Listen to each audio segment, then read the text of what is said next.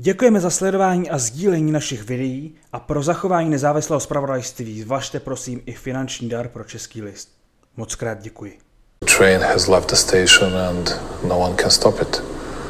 And it looks like that, and I believe that we are getting close to the last days of possible rethinking and reconsidering of everything that is happening in Ukraine. If those big powers don't do anything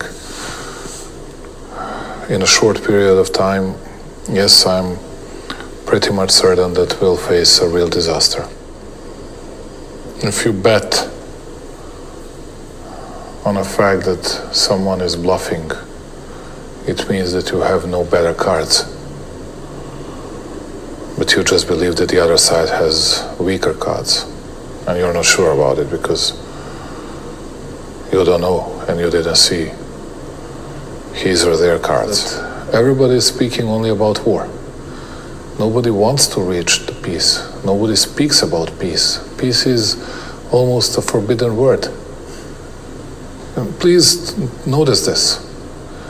Because they say we need to win in order to secure future peace, but nobody's speaking about a peace, and then okay, you negotiate it. But you have the other side. You have to have the other side on the table as well. It's it's very strange to me that no one is actually attempting to stop the war. There is another theory, which I can understand, which I don't say that I do approve, but I understand that West thinks that they can win easily against Putin. They want to exhaust him in Ukraine, and then they will enter the space, and then Russia in today's territory and shaped like it is today won't exist anymore, and Putin will be overthrown and everything else. Yeah, maybe that's possible, but do you think that is possible? Is it possible to use Ukraine to weaken Russia?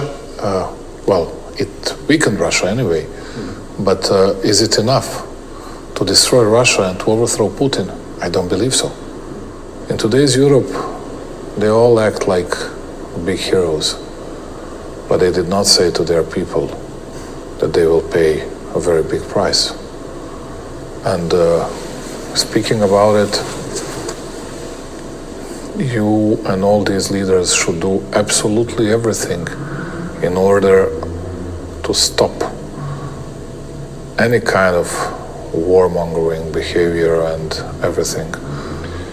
Why I'm speaking that we are getting close to the precipice, to the abyss. Analyze the situation of NATO and the United States. They cannot afford themselves losing war in Ukraine, which means Russia cannot win. Because first of all, their political legacy will not exist, or it will be so poor that they cannot allow themselves.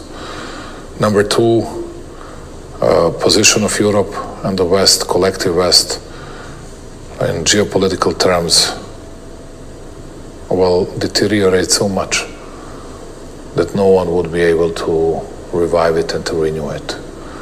And number three,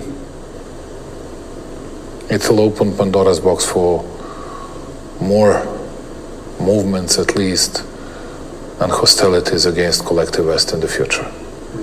But take the other side. That's a nice story for one side. But take the other side. If Putin loses the war, Russia will not exist and won't be shaped like it is today. And then when you have these two sides so much far from each other, with their wishes, with their expectations, then you see that everything is at stake. Everything. No one can afford to himself or to itself, to themselves, to lose. When you have this situation, that's why I was saying to you, that's why I was saying publicly and not hiding it, that we are getting closer to a real disaster. Sorry. Who is ready to lose 1 million, 2 million, 5 million, 10 and 15 million people? Ask yourself.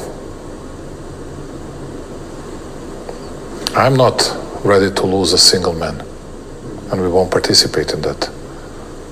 But it's a question for some other people. How close are we now to a third world war, a confrontation? I cannot say a third world war, but a big confrontation, how far we are. I believe that we are not far away from it. Not more than 3-4 months. And there is a danger to happen even before that.